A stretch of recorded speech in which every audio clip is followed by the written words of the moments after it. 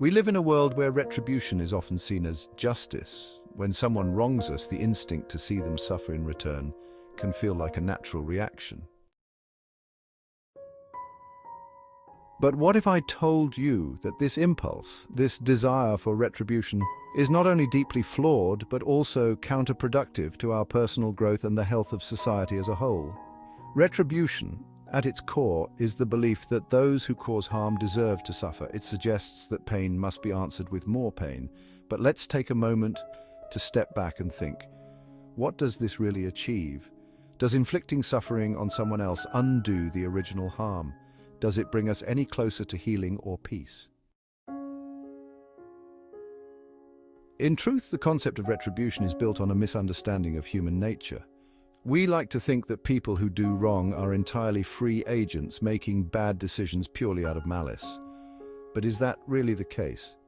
When we examine the roots of harmful behavior, we often find a complex web of influences: trauma, ignorance, circumstance. People are shaped by their experiences, their upbringing, and their mental state. And while none of this excuses their actions, it does force us to question whether they truly deserve to suffer for something that in many ways is a product of forces beyond their control. Think about your own life. Have you ever acted out of anger, fear, or confusion only to regret it later? In those moments, were you fully in control, or were you reacting to something deeper? Most of us have experienced this, and it shows us that retribution, punishing someone for the harm they've caused, fails to recognize the deeper causes of human behavior. It treats people as if they are nothing more than the sum of their worst actions, and in doing so, it misses the point entirely. The philosopher Friedrich Nietzsche once wrote that the desire for retribution is more about the hatred in the heart of the punisher than about justice. And that brings us to the second point, the futility of hatred.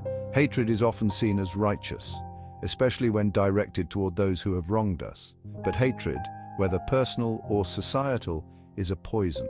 It corrupts the one who holds it long before it affects the one it's aimed at. In the heat of our anger, we believe that hatred empowers us, that it gives us strength, clarity, or a sense of moral superiority. But all it does is cloud our judgment and lock us into a cycle of suffering. Here's the paradox of hatred. It feels like power, but it's actually weakness. When we hate, we surrender control to the object of our hatred. Our thoughts become fixated, our emotions consumed by someone else's actions. In this state, we are no longer free. We're prisoners of our own anger. Now, I'm not suggesting that we ignore wrongdoing or let people get away with harmful actions. Instead, it should be accountability rooted in understanding. This is where the concept of comes in, a philosophy that focuses not on punishing the wrongdoer, but on repairing the harm caused. It asks, how can we heal? How can we ensure that this harm doesn't happen again? And crucially, how can we help those who have caused harm to understand their actions, to grow and to change?